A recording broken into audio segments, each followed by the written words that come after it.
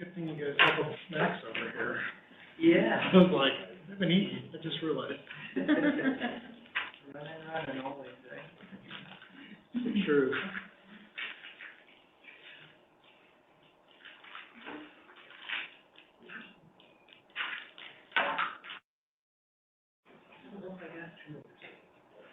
Those that are in there are years or, oh. I was gonna wait till after. Yeah. I was busy As long chatting. as you know where they are. Here's, I'm like radar, or rather, sign here. Okay, I'm like, I've memorized every episode. okay. That's great. I'll say some things in admin or manager meeting, I'm like, yeah. The lip wonder. She wins, you know, but it's like, really? I dream of Jamie. Yeah. We were talking about our kids watching the Brady Bunch movie that was hysterical, and they just were like, but they didn't grow up. Yeah, exactly. Yeah. They don't get that. Right, what are you talking about? Okay. Yeah, my mother-in-law uses like a Roomba vacuum, and we called it now. Oh, Right? Okay, good. All right, so like, you know, people come over to the house and, you know, my kids' friends, and they're like, huh? You know, Brady. Are they neighbors? Is Randall come with his name? That's funny. That's funny you named it that. That's great. Or even named Hazel, right? Hazel. Yeah. It's a little video game. Well, how are you? Are we about ready? You feel like everybody's home? Are we ready to start? Want to do a roll call? Yes. Chair Anna Barbieri, Here. Vice Chair Greg Shelton, Present. Brett Hales, Here. Cindy Sharkey, Here. Emily Gray, Here. Keith Dustin, Present. Lori Stringham, Here. Matt Holton. Sudbury is excused. Patrick Schaefer, Robert Pignon, excused. Sherry Orr, Here. Tessa Stitcher, excused. Tom Cyrus. Here.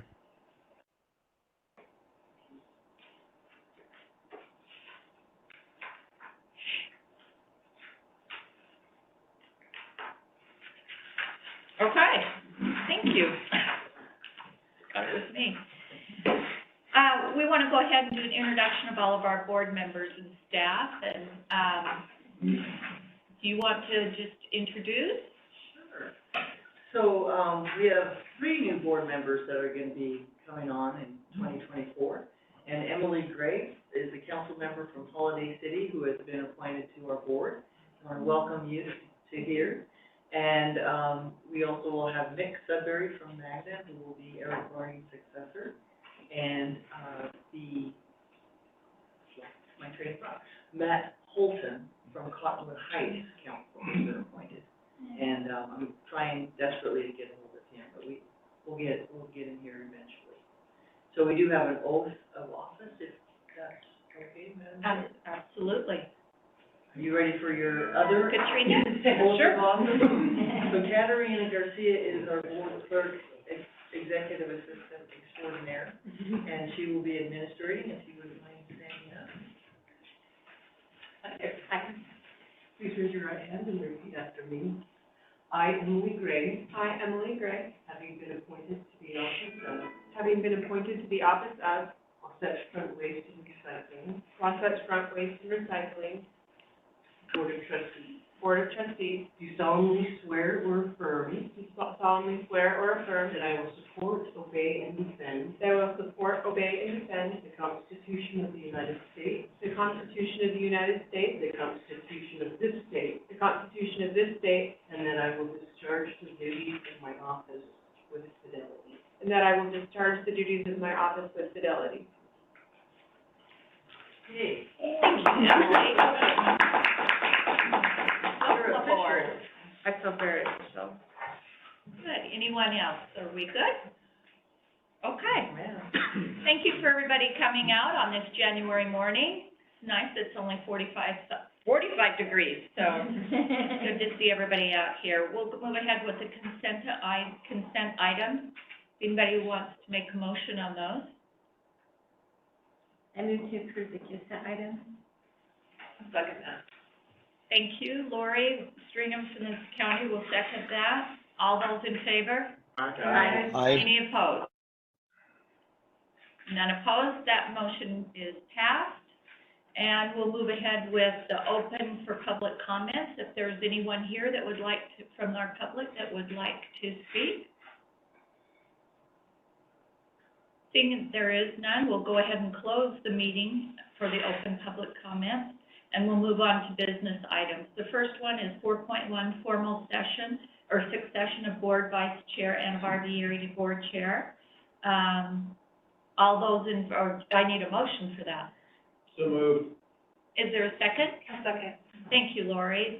All those in favor? Aye. Any? Aye. Thank you. Any opposed?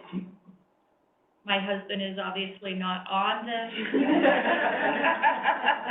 meeting, so we'll move ahead with that one. Thank you. That passes. A formal appointment for board member Shelton to board vice chair. Anna Barberi, board chair. Motion, I need a motion on that. I'll move approval. Second. All I'll those second in that, favor? Brett Hills. Oh, sorry. Thank you. All those in favor? Aye. Okay, and that motion passes. Greg, thank you so much. Appreciate it. So, keep me in line. Help me. That's why they put.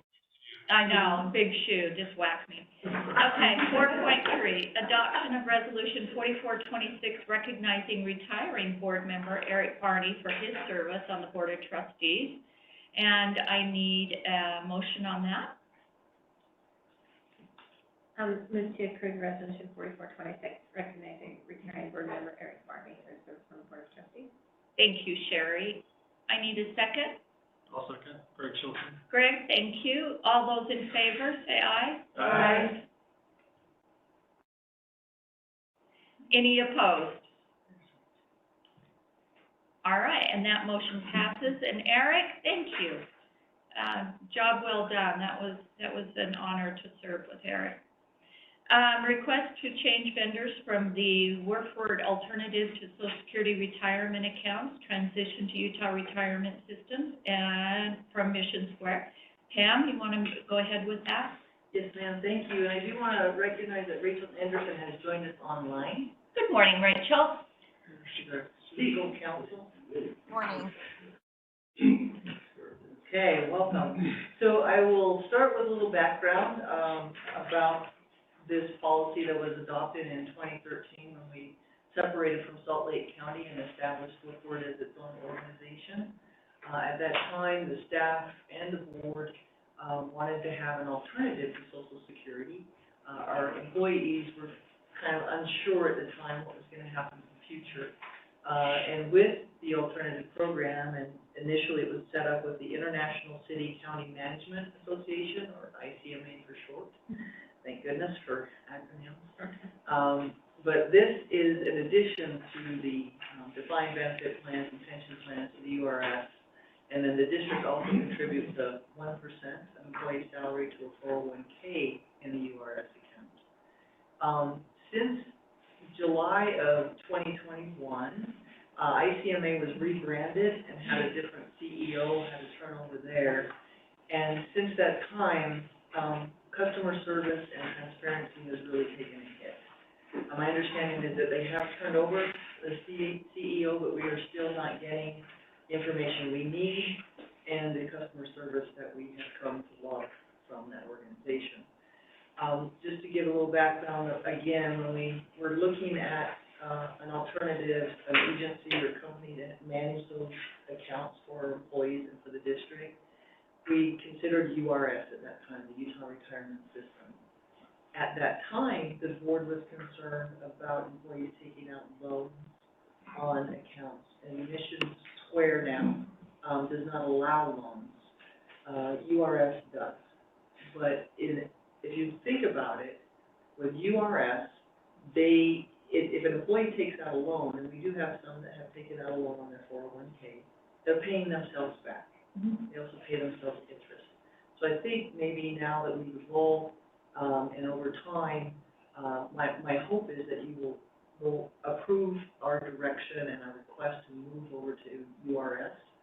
We have, if you wouldn't mind going just a little bit, Renee, we have the policy in place that was adopted, and I'm not asking for a change in policy. All full-time employees have an account with Mission Square, and we contributed as an employer the 6.2 because that was what was going to Social Security, and then the employee contributes 6.2 as well. So the only employees that are still in FICA would be the part-time seasonal, and we're not asking for a change on that because administratively it works better. If we had them on this particular program, we would have to open and close accounts, and you know that the seasonal staff, they can't turn over quite often. So, at any rate, the other thing is that, we would work with URS and Mission Square. I have reached out to notice Mission Square that this is on the docket for you as a board to review. And again, I'm just not getting the response that I would expect. We have $7 million in those accounts. Matt Ferguson, I want to give him a shout out. He's our controller. He's the one that really dove into this to see what are the fees, what are we being charged, and is it comparable to URS? And the information that he's able to gain is that URS shows different percentage of fees, so lower. And understanding that the fees that we get charged annually, like the $57,000, that's spread through all employees depending on our accounts and where they are. So we have to pay a fee no matter where money is, but it looks like URS would be a better customer service. We know for sure they're very responsive, and then lower fees for our employees and for us as an employer. And then Hazel and Paul, you're welcome to chime in with anything else. Yeah, I think for the employees, it will be much easier to have everything in the same place. URS also provides free financial counseling to employees. They can do it online or in person, so that's a big plus to have it all together. And URS has a lot of educational materials as well available to the employees. They'll come on site when we request that. As Pam mentioned, just saving fees and better customer service than with Mission Square. So I think it's a real plus for the employees. Good. So just a request to get, have your direction to proceed and move plan to move our accounts over to URS, and they will move from the 401A, that we contribute to, and then the 457 that employees contribute to. They will move over to a 401K and the 457 with URS. And when do you anticipate that happening? Thank you for asking. It's going to be about a 3-month process. We have to notice Mission Square formally, and I do want to work with Rachel to make sure we cross our T's and dot our I's with that formal notice. And again, I'm not getting quite the response I would expect from Mission Square. However, URS has assured us that this is not their first time shifting accounts from ICMA. Apparently, we're not the only employer that's had some issues. Okay. I'm confident in their ability. They came and met with us, and they, Paul, Hazel, myself, and Matt, instilled a lot of confidence. Yeah. So I have no problem if they take out a loan against it. I mean, it's their money. They put it in there, and if that's their directive, hopefully they don't do what the federal government does and over it. What? But no, I don't. It's their money. Yes. Thank you. Any other questions, comments? Okay, I'll take a motion. This is a motion, to move forward. I'll make that motion that we, approve the moving forward in this, Mission Square to URS transition. Great. Is there a second? Second. Thank you, Emily. All those in favor, say aye. Aye. Any opposed? All right, that motion passes. Pam, thank you.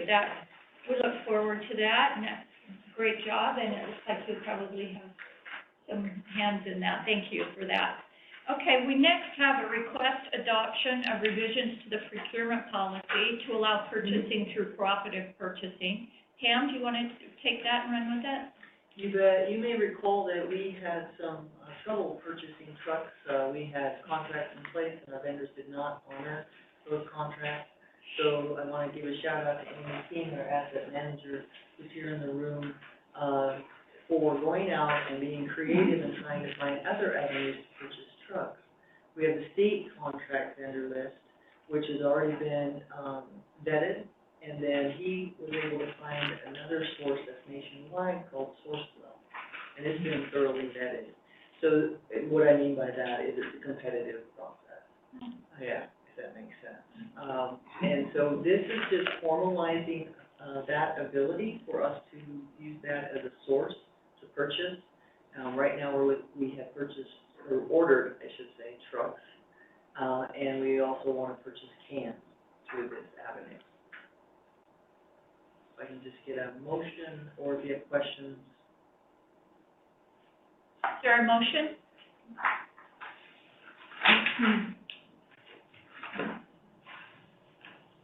I move that we adopt a revision to the procurement policy to allow purchasing through cooperative purchasing. Second. Thank you. All those in favor? Aye. Aye. Any opposed? That motion passes. Thank you. I love to see you thinking outside the box, and maybe we're just not big enough to get the attention of other purchase vendors, but thank you. Thank you. That's huge. Okay, 4.6, the year-end financial report. Paul? Morning, everyone. Here we go again, another year, not quite in the books, but we're getting there. So I'd like to just start off by thanking the accounting team and the folks that helped put this together. A lot of the times they're not here or they don't get recognition, but I appreciate them. Matt helps out, but we have some other people that help out and spend a lot of time on this too. So to start out with, I'd just like to stress, and I do this every year, especially year-end, these are preliminary numbers. Some of these numbers will change. We'll talk about a couple of them as we go through it, but we still have some changes to these. A lot of the numbers, for example, like the refuse fees, recycling fees, those are final, but there's some other numbers that we're looking at that that may adjust, or we still need to tie down a couple things. And so just want to emphasize that these are preliminary. When we have our final report with the auditors, usually in May, at that time, those numbers will be the final numbers. So as far as the revenues go, what we do is, just for those that are new, we break down really our revenues versus expenses in different categories. And so the first page here is just revenues, what comes in total revenues increased a little over $4 million from last year. The increase was primarily due to a $2.8 million increase in residential waste collection fees, a $286,000 positive change on the sale of capital assets, and a $265,000 positive change in gain loss on investments. And then also our interest income, and we talked about that in the past, is up $283,000, which helps us out. So one thing that was interesting to me this year when we look at revenues, everything was up, all categories except the trailer rental from last year. So that was good. Sometimes it's fortunate and it's market forces like our gain loss on investments. I don't know how much we control that. I mean, we use Zion's investments, they're approved, but that was up. And so all these categories increased except neighborhood trade control. And so that's a bit of good news where we have increases and it helps us out. Interest income, just the last few years, this year, at the end of 2023, we were getting 5.4% on PTIF. A year ago, in December 2022, we were getting 3.3%, and 2 years ago, we were getting a third of 1%. So that's helped us out, and that's one of the pluses. You know, I always hear inflation, and it's bad, and it's rough, and I think it is tough on people, but that's one positive. If you have cash or investments in some of these things, the rates go up, and so that's been a good thing. As far as miscellaneous revenue, some of the main categories in there are glass fees that are collected, and then late fees, and then also we still are getting that CNG rebate, and anticipate getting that. I think that goes through 2024, but that's about $130,000 we get a year, which helps us out too. So, any questions on revenues? Okay, move on to the next slide. This is personnel expenses. As far as the personnel expenses, they increased $2.5 million from 2022, primarily due to increased wages and salaries expenses of $761,000, and increased retirement pension expense of $112,000. There was also a $1 million change in pension benefit expense and a $432,000 change in other post-employment benefits, or OPEB expense. And those were both items that have changed. I have not recorded those yet. And I talked about this some in the past. Those are two numbers that we'll get in the future. The reason we don't have those in there is the one number comes from URS, and we get that in February based on actuarial work that they do. And then the other number we anticipate getting in February too, and that's from actuaries that we contract with in regards to OPEB. And so you see those numbers last year, they were big numbers. Those were not a cash benefit, that was just an accounting adjustment. And when I say you can see those, it's over in the prior year to date column for 2022, that's almost $1 million, and then $432,000. And so those are a couple items that we still need to record for this year, and they could be fairly significant. We'll see what happens there. It's hard to say sometimes because URS, you're using actuaries, and then we lag. We don't necessarily follow the market. We're 6 months or a year behind because we're not on URS's usual schedule, which is 6/30 year end. And because I've actually called them and said, hey, do you have any idea, or can you give me some input here? And they're like, no, when the actuaries get it to you, that's when you'll have it. So I've tried to get a little more information in advance. But the wages and salaries, we anticipated that. That's a good thing. We view it. Not a good thing in the sense inflation's on, we need to keep up with that, but a good thing in the sense we feel like we're more competitive in the market, and it also helps keep the employees that we do have. So I feel like that's a good thing there. Any questions on personnel? As of the end of 23, we had 93 FTEs at that point in time in December of 23, just to give some feeling for how many employees we have. So, okay, we'll move on. Operating expenses, this is where it gets a little rough for us in some categories. Total operating expenses increased $1.3 million in 2023 compared to 2022. There were also increases in fuel expense of $162,000, maintenance expense of $460,000, landfill disposal fees of $234,000, and vendor recycling fees of $591,000. The truck lease expense decreased $99,000, and that's for the hook lift trucks that we use with the scrap program, and that's because we decreased the number of trucks we were renting. And depreciation expense decreased $131,000. That was primarily due to we have not been getting new trucks, and so our depreciation expenses decreased. And then the other expense decreased $78,000. When we look at this, we'll talk about some more of these in more detail, the fuel and maintenance and some of the refuse and vendor recycling fees. But when we look at this kind of big picture, you go down to the bottom and you look at that total operating expenses, $15,800,000. and you go over and look at that, and this is the revised budget that we have in here. But operating expenses, we were about 100% of budget, even with that amended budget that we did. Up above, we did still have some capacity with personnel expenses. And so when you look at the bottom line number, the total expenses are 97% of the amended budget right now.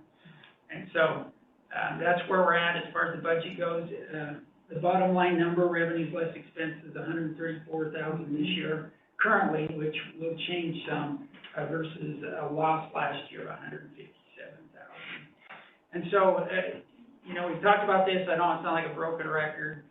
Expenses are up in numerous categories. I think we all live it. It's not, I mean, everyone here, I think, feels the expenses, and when you go out and buy things, whether it's appliances or fuel, anything, and we're feeling it here too. So, the good news is, we got the fee increase last year. I think, you know, we kind of felt that this was coming, and we needed to do that. And so, our cash and investment balance, we'll get to that in just a minute, that's still fine. Part of that, it looks good, and we'll talk about that just because we haven't purchased as many assets as we anticipated. But any questions so far on these 3 pages? Okay, move forward.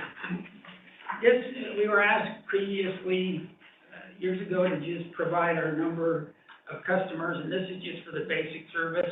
And just to point out, this graph, the bottom line's 84,000. It's not starting at 0. So there's really not, I don't like graphs like that sometimes, but if you start at 0 with this one, it doesn't show any change at all. So, really hanging out there around 85 to 86,000 for the basic service, and that would be a garbage can and then also a recycle can. So, stay relatively stable there. And so the next graph, this is fuel expense. And we can see this. The left is just the total fuel expense dollars graphed out. We're up approximately 13% this year. A lot of that's primarily, well, it is due to the increase in CNG, which we can see over to the right. But overall, fuel expenses have been up every year. The last 3 years. In 21, they were up 13%. In 22, up 8%. And then, like I said, in 23, up about 13%. So that graph to the right, the blue is diesel, the red is CNG for the last 4 years. And so it just, for some historical context, diesel was $2.06 a gallon. In 2020, it went up to $4.76 a gallon on average for 2022, and then dropped down to $3.79 a gallon for 2023. CNG was $1.63 in 2020, and then it was $1.91 in 22, and then increased up to $2.32 a gallon on average for 23. And so we've seen that increase in CNG. CNG on gallons purchased is about 92% of the gallons we purchase. So it's not going to be equally weighted as far as how that affects our total cost. When CNG goes up, that's going to affect us more significantly just because of how many gallons we purchase there. Paul, just very quickly for our new members, Yeah. how many CNG trucks versus our diesel trucks? The CNG right now, all the side load, and then we have 2 front loads, and so is that 58? I think it's 56 and 2, so 58 CNG trucks. And then on the diesel, I'm not sure, do you have that number, Andy, off the top of your head? We're 15 diesel trucks Yeah. without considering the lease trucks that we have in summer barrels. But the diesel, that includes the pickup. That includes That includes like an F-350 and those type of things too, so that's kind of where we're at. Thank you. Okay, we'll move on to the next one. This last meeting, I think it was last meeting, I'm not sure if it's last meeting or the meeting before, we had a question about maintenance expense and how we look at that. And we look at this, I think, in different ways and different perspectives. And so we put this together just to show a couple different ways we look at things. But the graph, well, not the graph, excuse me, but the chart, the cost there is what we paid for a side load truck in 2021. So it was about $328,000. $55,000 is what we sold a side load truck for in 2021. And so the decrease there, what we're looking at it as market value is about $273,000. And you can't say, well, the timing of those is off a little, and yes, it is, but you can pick different scenarios and run with this. I mean, if we did this today, the cost is gonna be up over $400,000, and we really don't have an accurate sales price. But the point here is that we just pick different scenarios and look at them, trying to get a feel, does this make sense what we're doing? And so right there, the market value, we're saying, hey, projecting a market value decrease of about $55,000 a year, years 1 through 5. And then there, the average maintenance cost, and then it goes down year 1, 2, 3, 4, 5, down through year 8. That's the actual average maintenance cost for the trucks that we've had by year. And so we can look at that, we can see the change in the average maintenance cost, and then the estimated decrease in the truck value. And what we're trying to look at here is, as far as when we purchase trucks, does that maintenance cost, does it get more expensive, or is that higher than the maintenance cost plus the decrease in market value? And it really doesn't. And so we look at this, and we ran some different scenarios, and it still makes sense looking at it under this scenario and kind of through this lens to keep the trucks. But what we did was, we looked at it this way, and like I said, I've put different numbers in here and ran through it, and I think when we look at it this way, it makes sense to keep the trucks and financially. But we look at it a different angle too, and that's the average maintenance cost per mile, and I put that over in the right-hand side. And when you look at that, you go, okay, you know, it's increasing there some, and you get down to year 8, you go, wow, that's a pretty significant increase. So is 7 to 8, is that about where we want to be? And we have enough trucks now that are older that I feel pretty confident in our sample size is good. That this is, I mean, it's not perfect data, but it's not poor because of the sample size. And so when we look at the average maintenance cost per mile, you know, that year 8, that's a pretty big jump. And at that point, we need to, you know, be looking and saying, hey, how long do we want to keep these ideally? Now, I say ideally because the world's been, we need to keep them. We don't have a choice. Yeah, ideally. But this is kind of the question that was brought up. It's not necessarily ROI. We really, you know, don't do that calculation per se. The revenue piece gets really challenging. You do a lot of allocations, and it gets where is it even valuable by the time you're done. But we do look at things from a cost benefit and also just a cost relative to what we're getting out of that vehicle. Yeah. And so it's interesting, the older trucks too, we talked about, well, they don't get driven much. So that's why, you know, the maintenance costs, they really don't get many miles. But then someone brought up, and I was about the point, well, maybe they don't get very many miles because they're not working. You know, and you know, it's that's, you can take that argument, but looking at this, and we'll keep looking at it and getting the numbers, but it does look like your 7 to 8, we need to be looking at that. And if we get back in the ideal world where, you know, we can get trucks when we order them, maybe that's our you know, point in time. So any questions on this? Like I said, the first one was just a scenario to show how we look at things, and we put different numbers in there, and looking at it that way, yeah, we want to keep the trucks. You start getting average maintenance cost per mile, and that tells a little different story. So I do have a question on, as far as the maintenance goes, because obviously this becomes a factor. When we're maintaining the trucks and repairing the trucks, are we doing everything we can to keep them in like new condition? Or are we just simply fixing the functionality of the truck? Because I hate to see drivers, you know, going up and saying like, oh, I've got to drive this 7-year-old truck that doesn't have seat covers anymore because that's not really an important function of the job. Well, yeah, but let's make sure our drivers are comfortable at the same time. So I'm just curious at what level is our maintenance happening on these trucks? Well, this is my perspective, and, you know, Andy may be a little better prepared. I think we stay up on the maintenance. I mean, we change oil. We have regular maintenance, we have regular maintenance schedule. But I mean, as far as Wear and tear. shift window, Yeah. you know, things that are more creature comforts for the driver, Yeah. because that is also important. I mean, I maintenance my vehicles like that, like I mean, I try to keep it new. I get a little ding, I have somebody come in and fix that little ding on the bodywork, and it's like, that's probably not critical for the job. Right.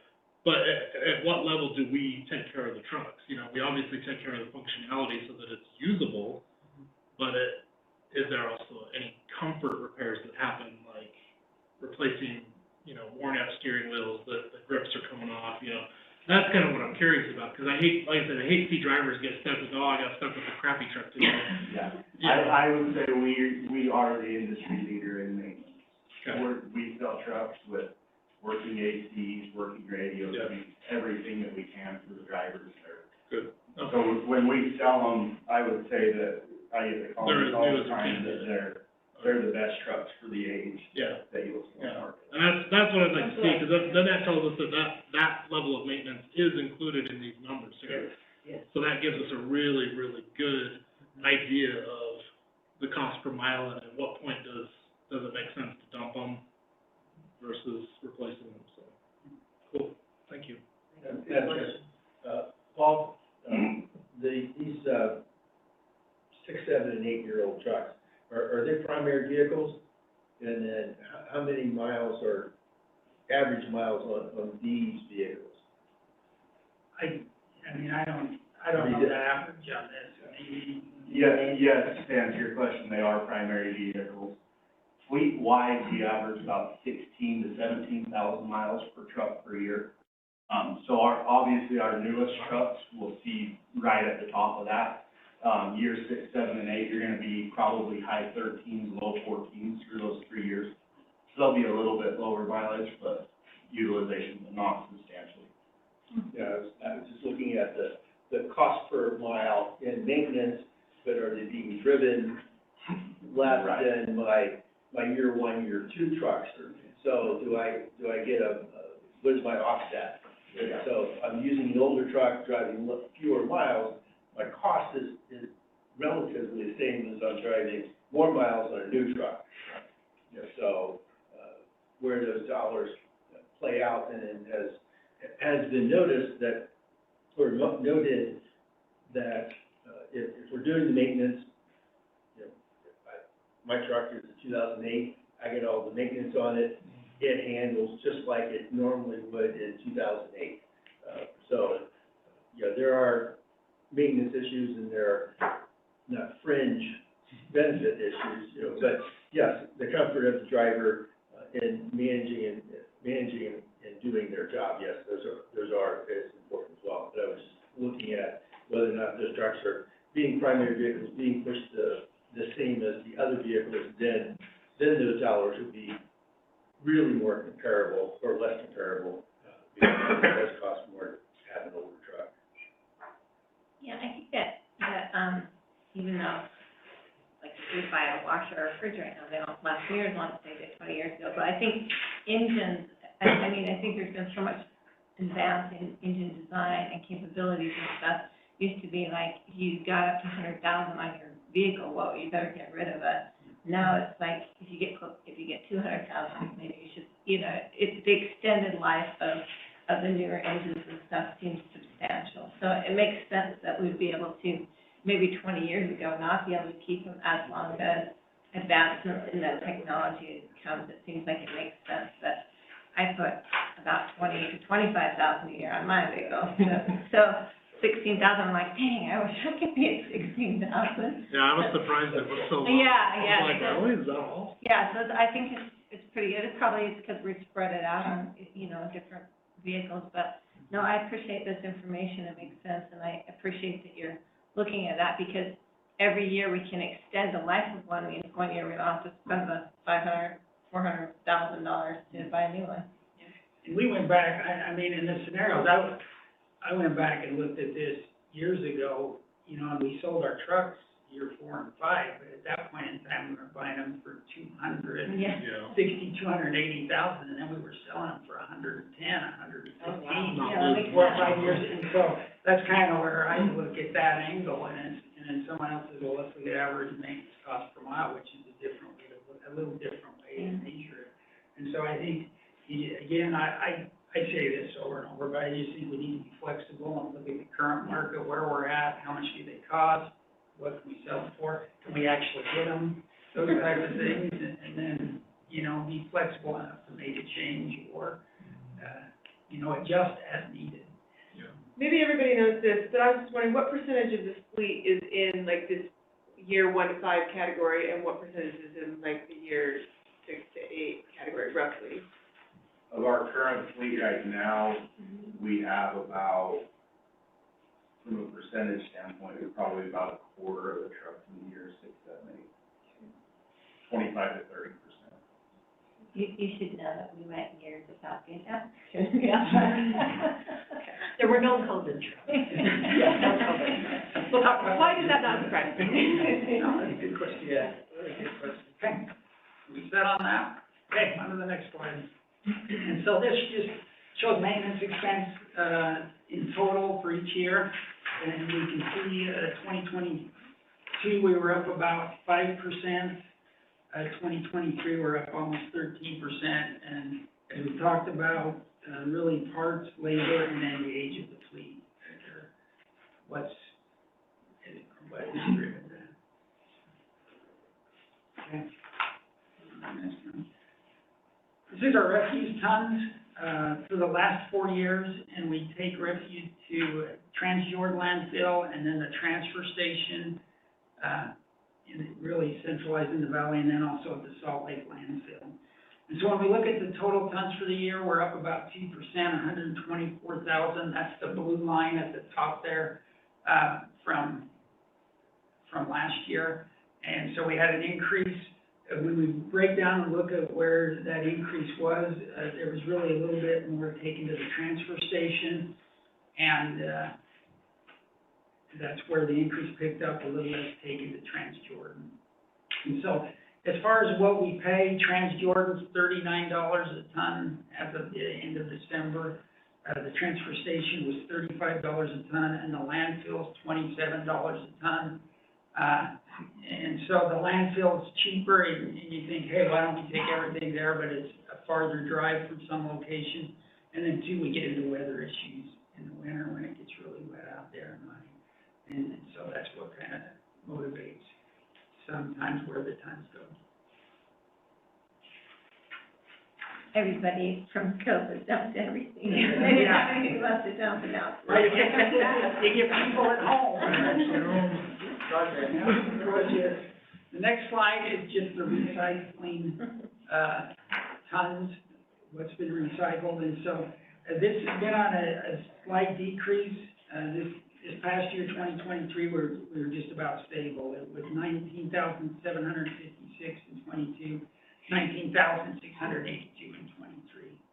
And so, looking at this, you can see that the trend decreasing slowly or relatively consistent over the last year. Okay, next up, this is the graph, the last 4 years. For the vendor recycling fees, we have 2 vendors that we pay to process our recycling, Waste Management and Rocky Mountain Recycling. This is the average of what we paid them.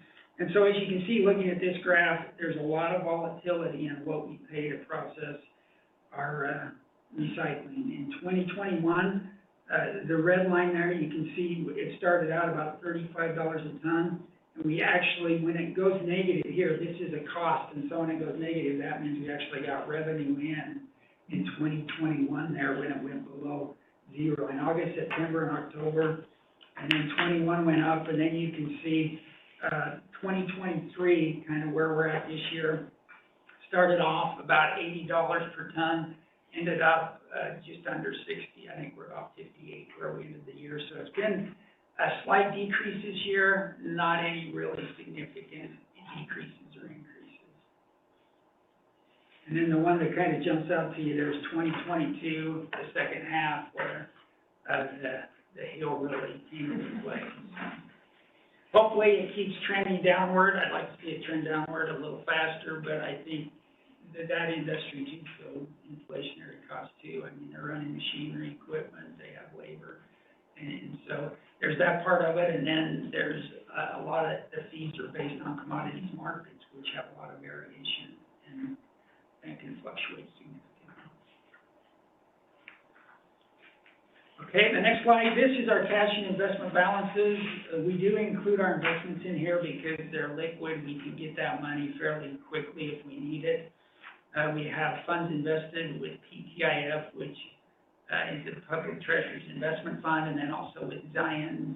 They have an investment arm, and we invest with them. And both those entities are, approved, or I guess, from the Money Management Act too. But as far as the cash and investment balances go, we ended up the year a little over $10 million. When you look at this slide, a couple of things that just remember is we bill for most of our services quarterly for the side load service, and so that's why you see increases at the quarter. That's the cash we collect on a quarterly basis. And so you see increases there, and then the other thing that comes into play here is the increased expenses we noticed, and then also capital expenditures, and we'll talk about those here in just a minute. But right now we have a little over $10 million in cash and investment as far as available to us.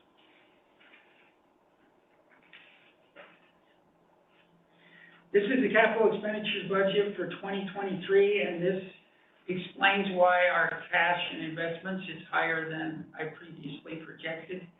So we ordered 12 trucks for 2023, 12 side load trucks, I should say. We did not receive any of those in 2023. We did not receive any in 2022. Andy told me we have one in Salt Lake, and I told him I'm not going to believe it until I see it outside. Okay.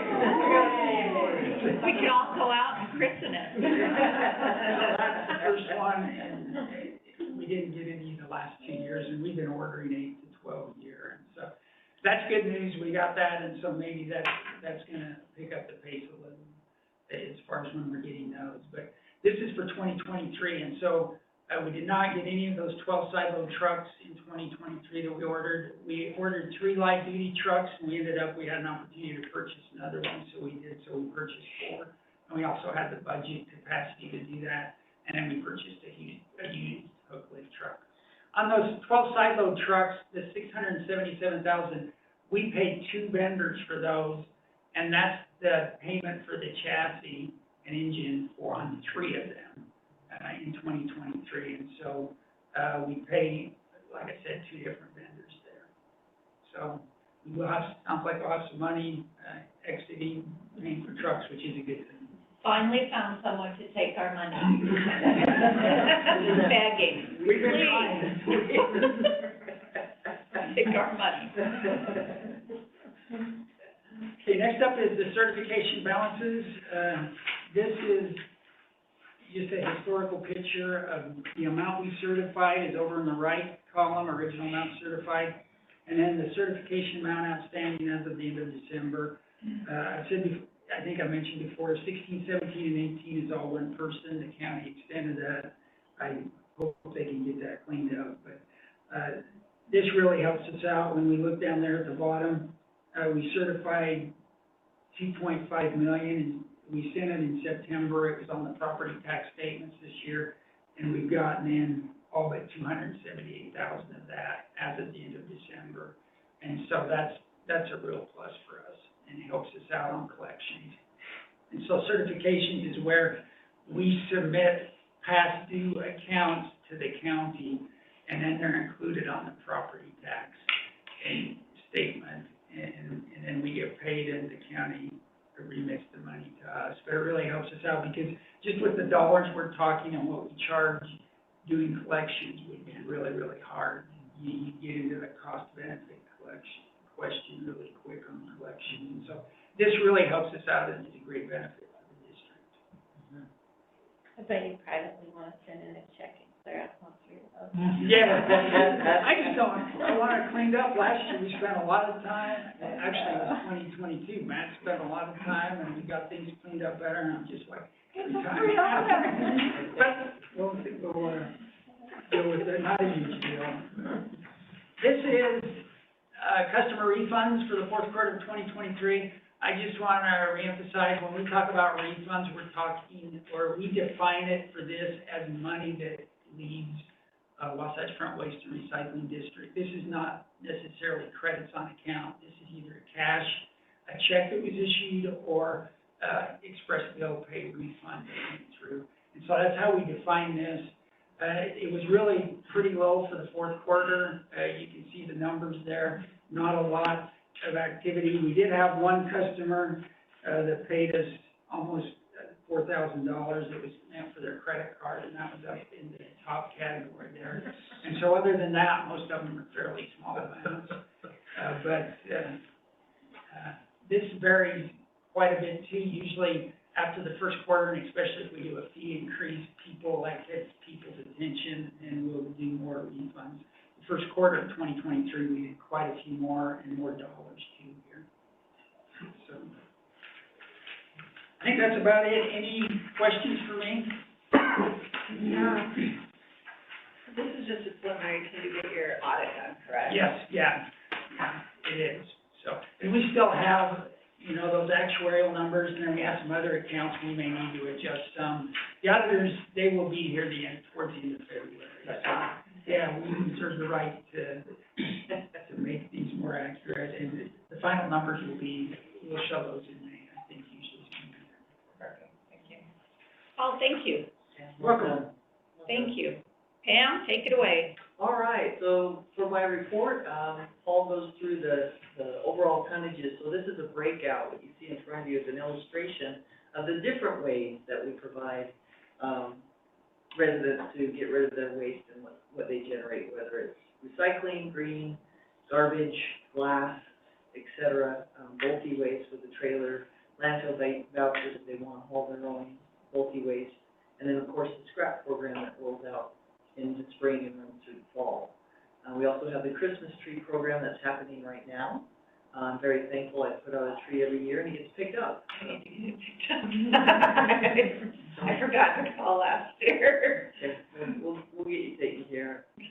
So this is the illustration of the integrated collection system, because we provide that sustainable quality integrated waste and recycling collection services for the health and safety of our community. We do have mandated service to make sure we provide residents with a can, a black can, to get rid of their waste. With recycling, we have the curbside program. We also have the front load containers that we collect with the town of Brighton. We have 3 container sites in Immigration Canyon to also help residents with garbage and recycling removal. And then if you don't have any questions on that, we'll roll through. But I want to shout out to Renee for having the vision to have a centralized management information system where we can have our data all collected and illustrated. Before, we were all on spreadsheets. And so through Renee's leadership and Jorge's talent, the management information system was developed, and those illustrations I pulled right from that system. So well done. This is the diversion rate. As you know, we have an environmental stewardship goal, and we want to try to divert waste away from the landfill. We do recognize that it is a little more costly to do so, but our residents have stated that they want to continue that. We did a survey in September. 95% overall of the almost 5,000 residents said they supported weekly recycling even with the increased costs. And then we have McKenna Tuape, who is our sustainability coordinator, and then other folks that go out and attend community events and provide education. And the diversion rate that we had this year, our goal was 18%. We achieved that by diverting 18% of everything we collect through glass, trees, the curbside green, and the curbside recycling, as well as the front load. Okay, no questions on that? I'll keep rolling if that's all right. Okay, this is also an illustration that's pulled off of the MIS portal with customer service. And you can see all of the workload that happens with our container repair, replacement, can delivery for new builds. And then if you look on the right side there, that 39, starting with almost 40,000 inbound calls, and then going down, to the left of the circle. These are avenues that, our residents can get in touch with our customer service representatives. And we brought about the chat bot with a suggestion from our board, and Renee and Neil brought that about. And then right now, they're exploring another avenue. Renee, do you want to cover that text? Sure. We're in the discovery process right now from vendors for text messaging. And essentially, for our customer service agents, they're not gonna be sitting there on their phones, text messaging people. It's literally, it's an application that comes up with like our chatbot, where they can then also utilize text messaging. So we're in the process of looking at, big contracted vendors that other entities are using. We have a demo this week. With another one, so. Yeah, well done.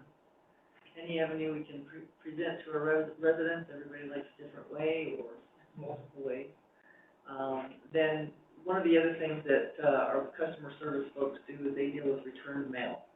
So we mail out bills, as you know, quarterly or on the express bill pay electronically. There's notices that go out. But we do have return mail with, addresses that have changed, home ownership that's changed. Customer service folks, they do a good job staying on top of that so we can have addresses corrected. So we want to get that revenue. Thank you. Okay, so scroll down. All right, every year, this is employee engagement and satisfaction. It's one of our big goals and performance measures that we look at every year. And I want to shout out to Hazel. She's going to roll out has rolled out the 2023 Employee Satisfaction Survey. We haven't done one since 22, I believe it was. We wanted to do one last year, but we weren't quite able to do that. So I'm thankful Hazel's here. She's rolled out a very brief survey, 10 questions of the main 4 areas: communication, resources, support. Those are the big categories that employees can rate how we're doing. And then the other thing, we nominate one of our outstanding equipment operators every year for the National Waste and Recycling Association Driver of the Year contest. This is nationwide, and we're in the government sector. Last year, we nominated Michelle Henn, and even though she had a lot of experience in the industry, it wasn't all with us. So she didn't quite make it through. Junior has made it through to the second round. Junior Vigil is our nominee for the 2024, and he has made it through that first round. So now it's about getting letters of support, and I will write one on behalf of the board and the district. Renee obtained one from the Association of Community Councils Together, and we'll list out all the wonderful awards, including Safety Hero.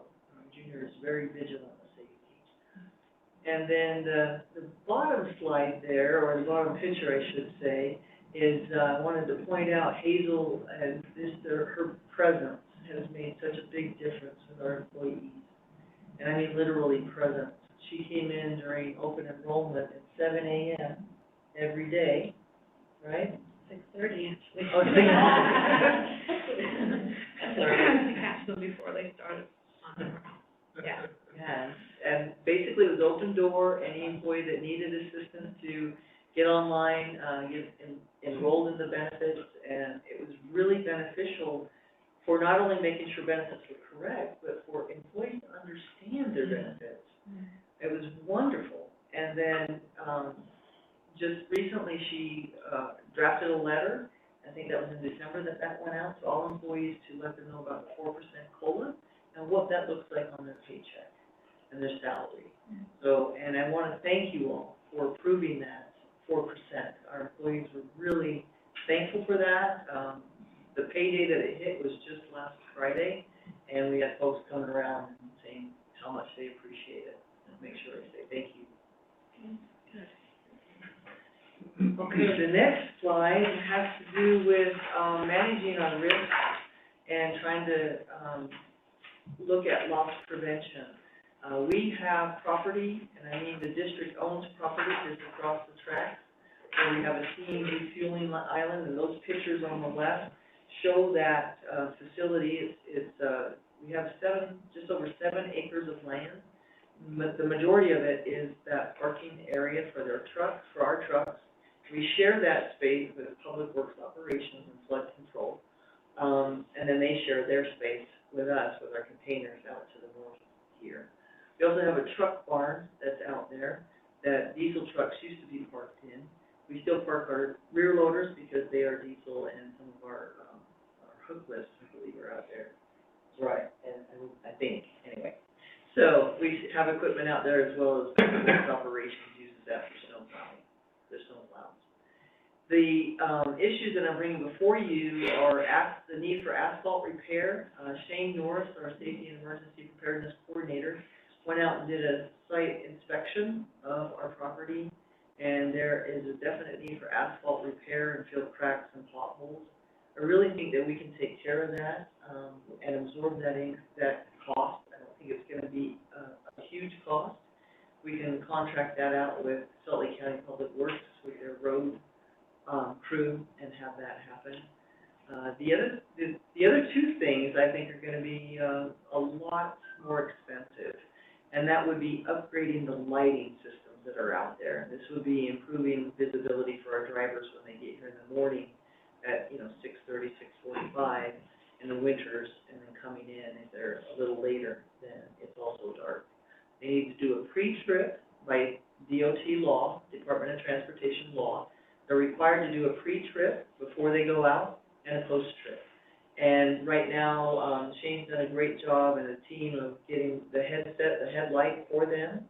But really, we need to look at improving the lighting system. We investigated this years ago, and it fell off to the side, and I think we need to bring it back up and explore this.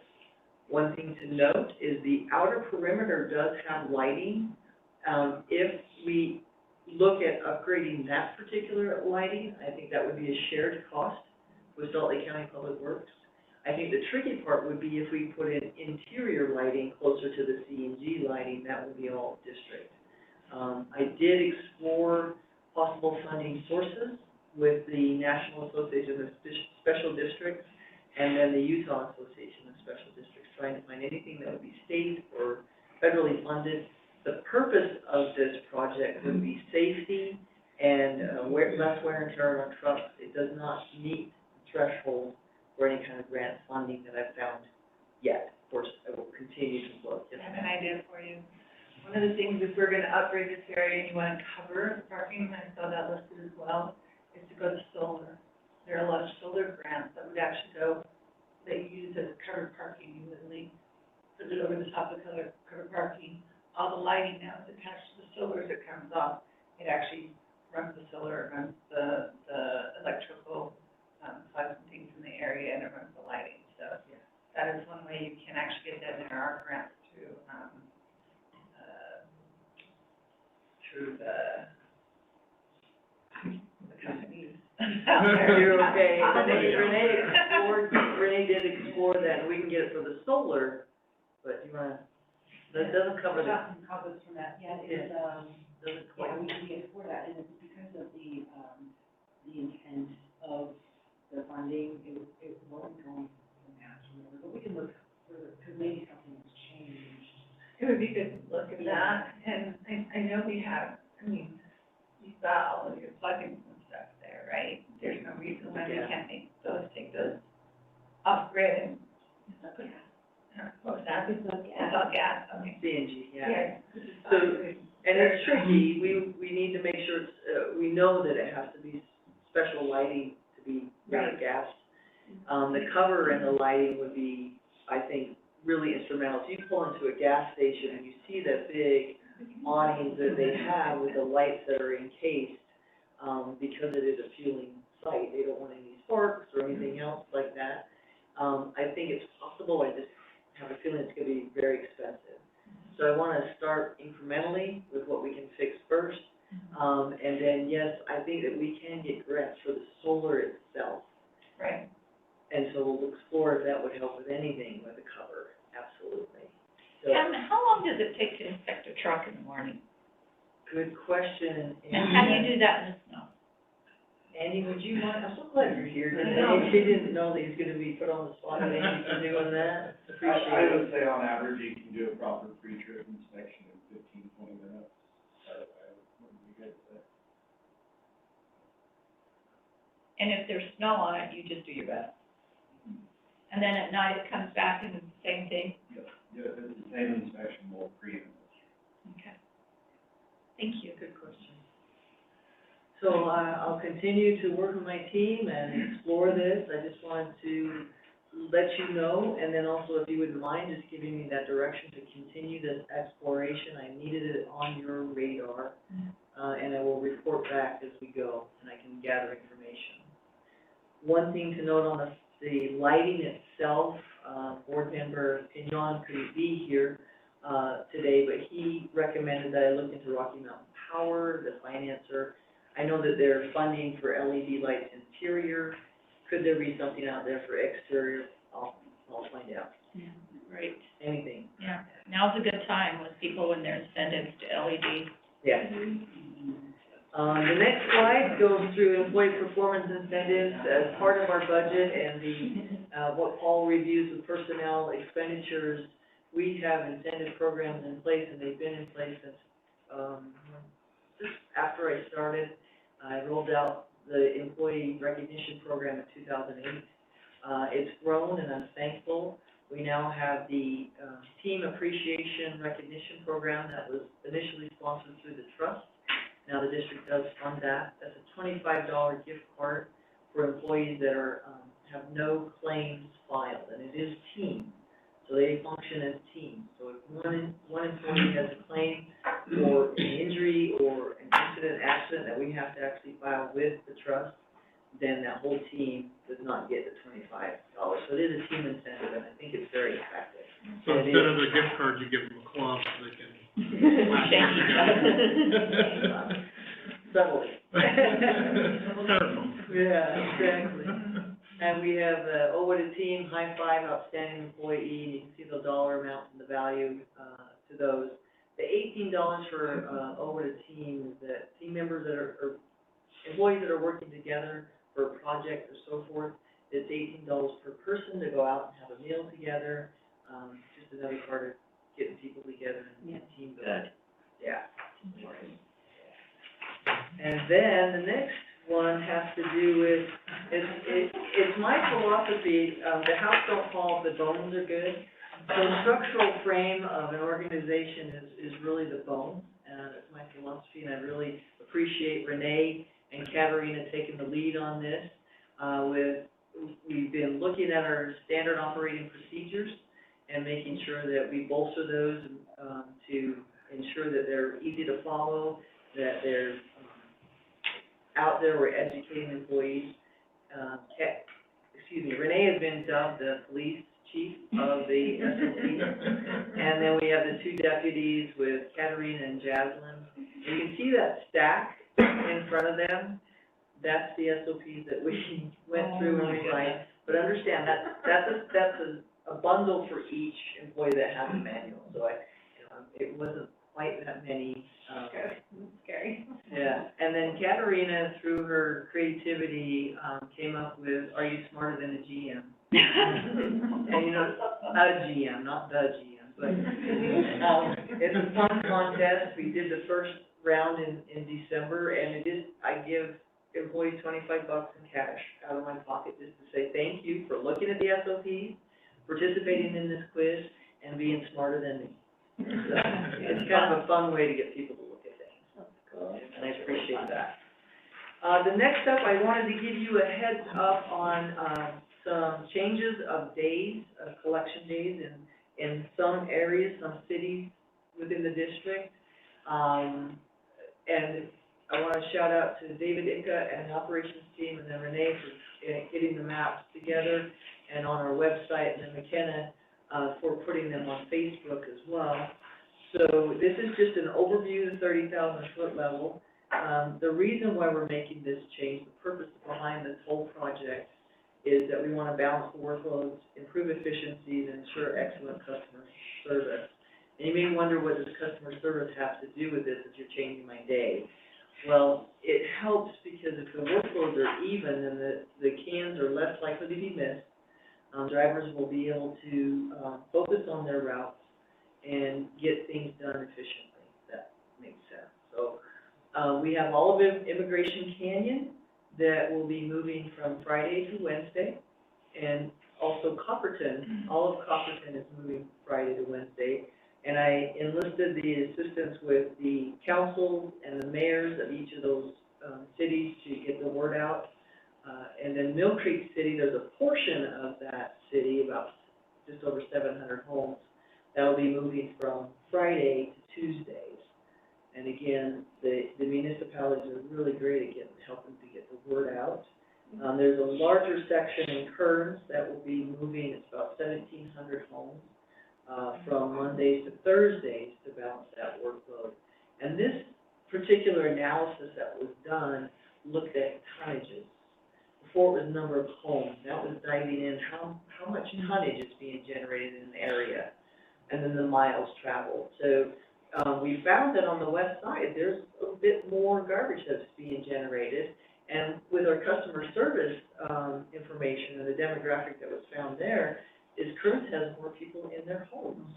And so, of course, there's gonna be a little more waste that's generated. So I wanna shout out again to the team for really diving into this. Good. I love the data that you're really generating and the way you guys are making it work for our advantage to save money and efficiency. Good job. So we're gonna be putting the flyers stapled to the cans so people know, and then we're getting information out. Yes, thank you for Hey, asking that thank you, question. Pam, for Yeah. kicking it out for 2 weeks for us. I really appreciate it. So we're really pushing it to get the word out. Yeah, thank you too, and I saw that, Mrs. Schaefer posted that on the Kearns Facebook page, I appreciate that. The math was a little tough, so we got it on the website, directed people there. But yeah, for Kearns, with the 1,700 homes, we wanted to give more time. And I appreciate you asking for that, Board Member Schaefer and Mayor Bush as well. But the process is that just the week before, or excuse me, like for example, Immigration Canyon, Copperton, those flyers and Mill Creek were all stapled or attached to their, cans. Was it last Friday, folks? Yes, okay. And then for Kearns, we're gonna do that process on the 29th of January, so next Monday.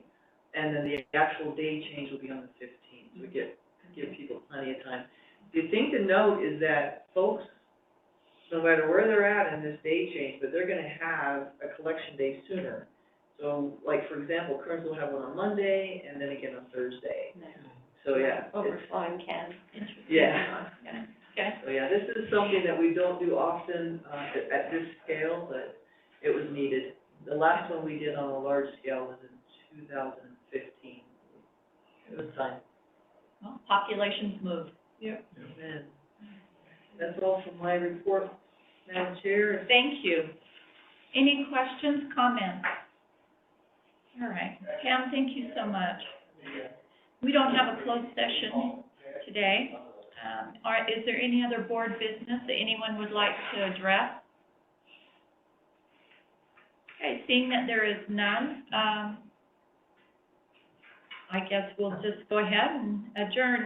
Next month, the Human Resource Policies Review. Hazel, I suspect that will be you. And the Open Public Meetings Act training. I know you're all looking forward to it. So we're really excited. I'm sure Rachel will address that. And then the general manager's report again, Pam. Okay? Anything else from anyone? I'll take a motion to adjourn. So moved. Second. All those in favor? Aye. Thank you. Aye. Good job. Thank you. Have a good day. Thank you. Good job, All, Anna. thank you. Well, Right? Yeah. Thank you.